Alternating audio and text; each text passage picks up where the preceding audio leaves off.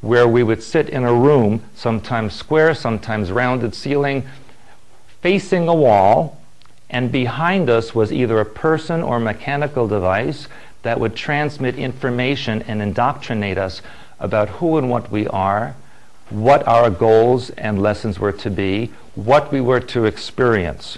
And at times in front of us on this blank white wall, as the voice would speak and indoctrinate, there would be the scene or the image of what we were hearing, as if it were a living movie. And then sometimes we'd be thrown right into that movie to participate in it. And this went on for quite a number of years. And during that time period, many physical anomalies occurred with me. I had internal bleeding.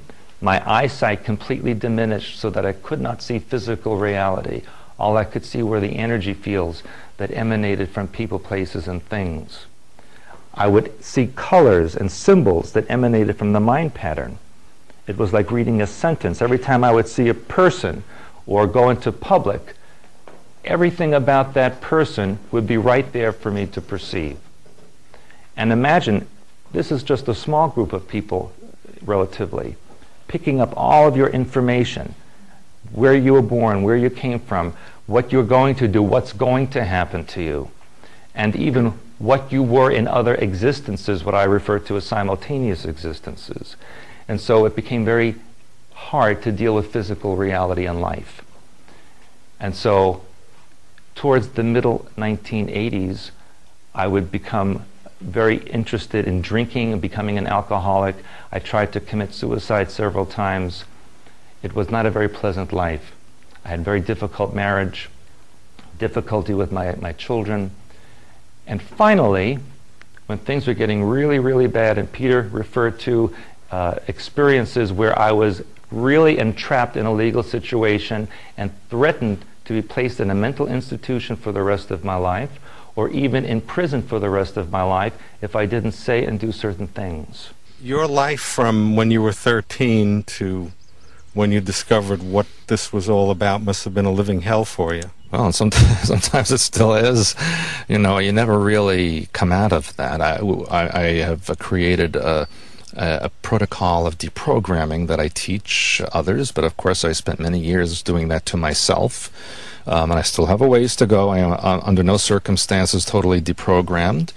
It's a lifelong effort to reclaim your own mind and find out who and what you really are, and that's what I do in my work now, for myself and others. Human beings, and many of you heard this from me before, use less than 10% of their brain capacity. So what happens when you open up that other 90%, or even a portion of that other 90%? Imagine your capabilities and the things that you can do. Bilocation, astral projection, hyperspace work, etc., etc. Complete mental understanding of everything that exists. Everything you ever need to know is already in your mind pattern. That's what the people at Montauk understood, that everything that exists is already in your mind pattern.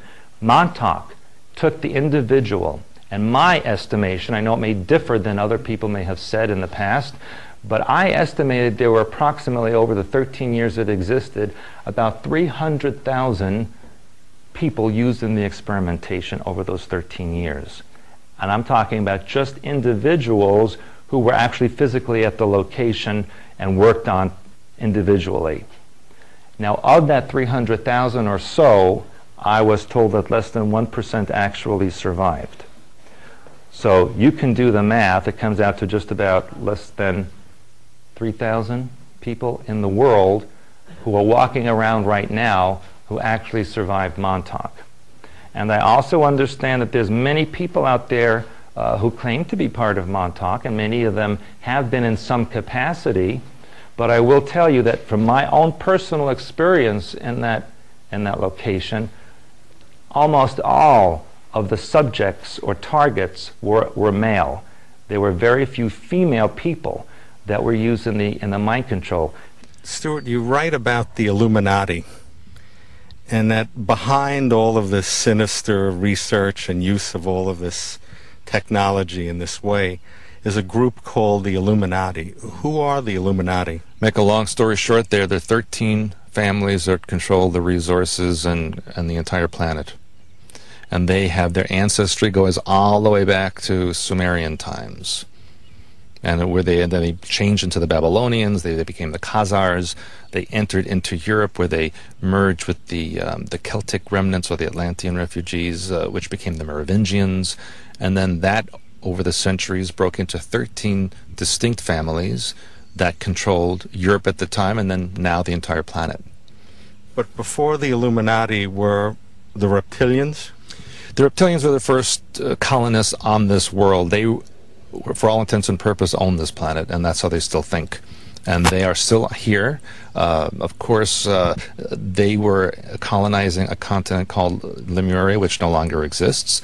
They went underground or into the inner earth, and then they started coming up during the Sumerian times, interbreeding, hybridizing the population so that there's a human and reptilian genetics in all of us. Each one of us has reptilian genetics. And you can see this as a fetus develops in the womb.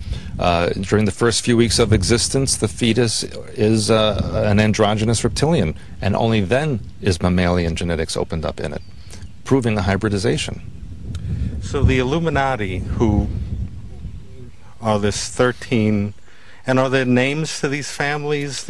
Yes, you know, you have the Windsors, the Rothschilds, the Romanovs, the Sinclairs. There's a very wide range of Illuminati, but even more so is the range underneath the 13, which is the Committee of 300, which are 300 families that work very closely in association with the Illuminati to accomplish the goals.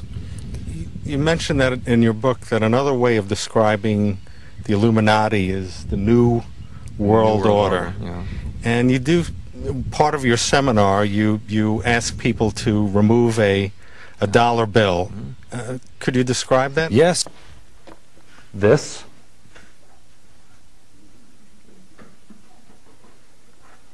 And then there's a space, and then there's the rest of it.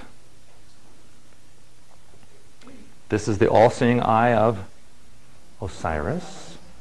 Why is that on American money?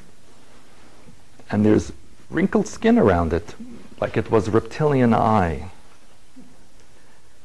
And here's the Committee of 300, who keep a space between the Illuminati and the rest of you peons.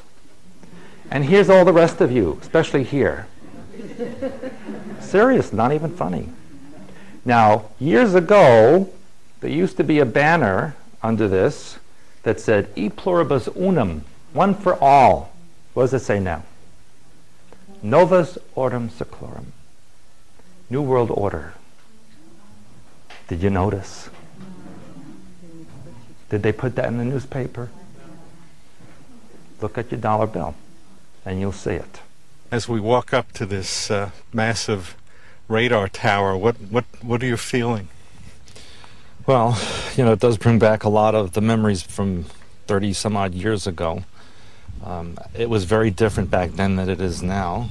Now it looks old and decrepit, and in those days, I remember in front of the base they had this huge Air Force jet that was on display and surrounded by a fence, which I see is gone now. It's just, it's kind of like when you see stories of the concentration camp victims going back to the concentration camps, and you know, it became a park, and it's not the same as it used to be. It's kind of a weird juxtaposition of visual and memory and time and space, and it's a very strange feeling. Stuart, the technology from that radar dish, they would beam messages that people would receive and perceive as being their own thoughts. Correct. They tested it initially here in the local area, especially in the wintertime when there were no tourists, and the town was pretty much empty. There weren't that many year-round locals.